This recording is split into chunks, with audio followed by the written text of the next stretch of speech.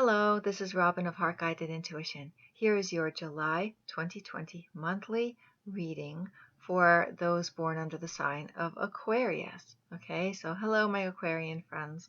I've pulled your cards and I haven't turned them over yet. So let's see what July has in store for you. Okay. And those of you who are new to my channel, welcome. I'm so glad that you found it. And those of you who you've been following the channel, I'm so glad that you're coming back, and I hope the videos are helpful to you. Okay, so let's take a look.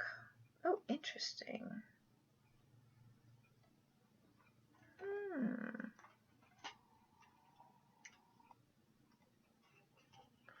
I feel like you're coming back after some kind of loss or something and rebuilding. Yeah.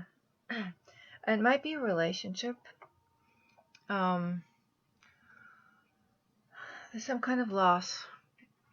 Maybe you've been going through some kind of grief or sorrow about something like an opportunity, a romantic opportunity that just didn't come through. Something that means something to your heart. Something that,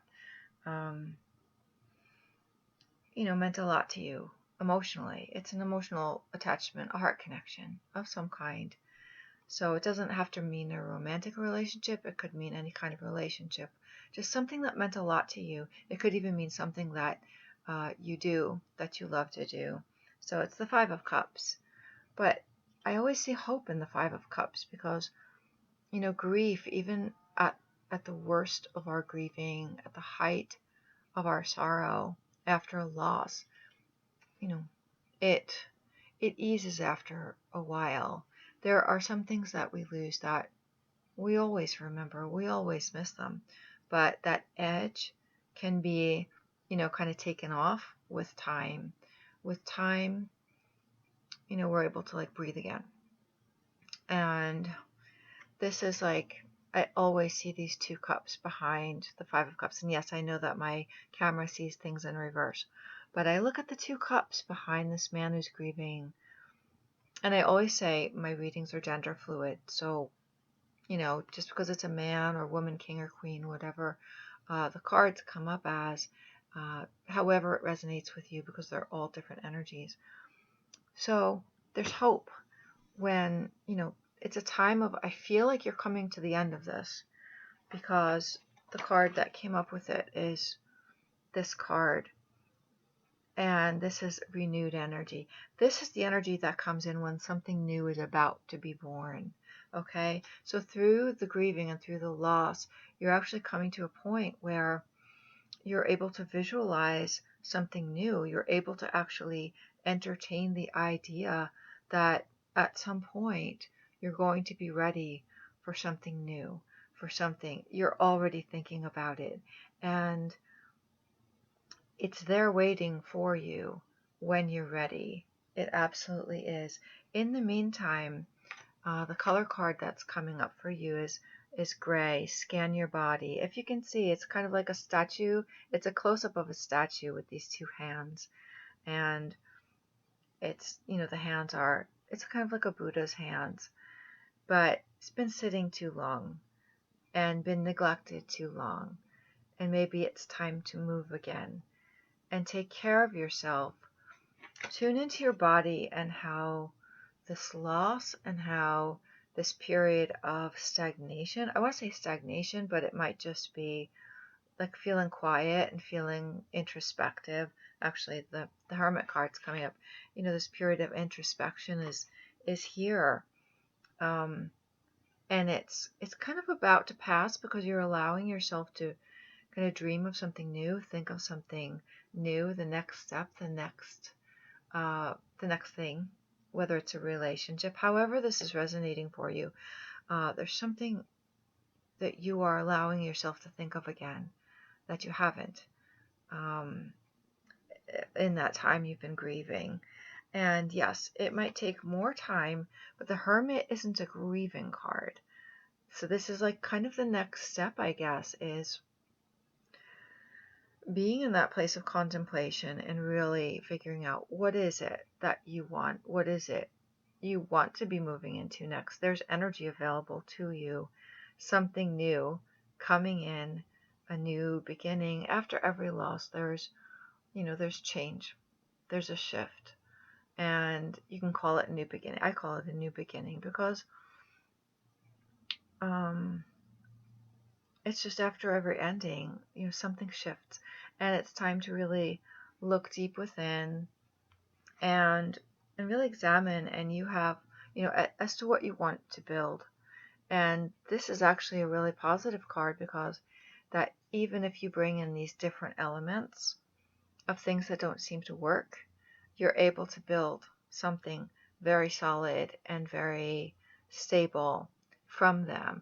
I don't know what that means for you. It could mean your skills, your abilities, bringing in different things, different talents, different strengths that you have in order to move forward. Maybe different jobs, different things that you do. But it's taking that time out after that period of grieving, getting in touch with your body, taking care of yourself, a lot of self-care, get into movement again. Okay, that's coming in very strong. But get also back into meditation and those building blocks of things that don't seem like they might, like they would really fit, but they're going to bring you some stability, and you have it in your power to use these different elements, whether they're strengths, skills, to create something really stable. And here's the Ganesha card. Ganesha is the remover of obstacles, and this is generosity. And he's feeding the mouse. The mouse is very significant to the story of Ganesha, and it is about reciprocity. And I don't know if the mouse symbol, I forget the story of Ganesha and the mouse and what the mouse symbolizes. It might be fear, might be fears, but somehow he's making peace with something. There's a reciprocity that's going on, and that's required when things start opening up for us again, and we get past the sorrow of something that's been lost from our lives.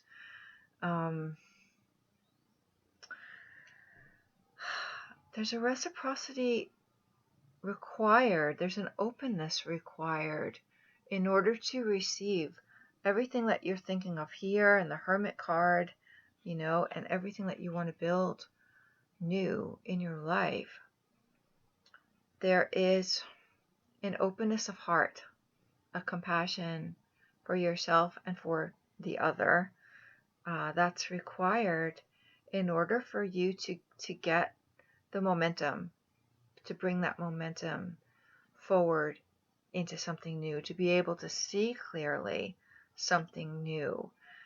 Because when we're totally closed down and we're totally, sad and mournful and grieving, we're not able to see clearly. It's like we're wrapped in something, and it's just not it's not possible for us to see something. Even if something comes knocking on our door or something taps us on the shoulder, we might not see it or hear it unless we're clear. And it's a generosity of the heart, generosity of the spirit.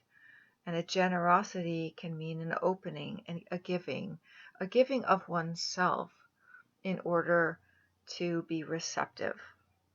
Those things go, it's like yin and yang. They're very necessary. One is necessary for the other. Okay, the giving is necessary in order to receive, and you will be receiving something, absolutely.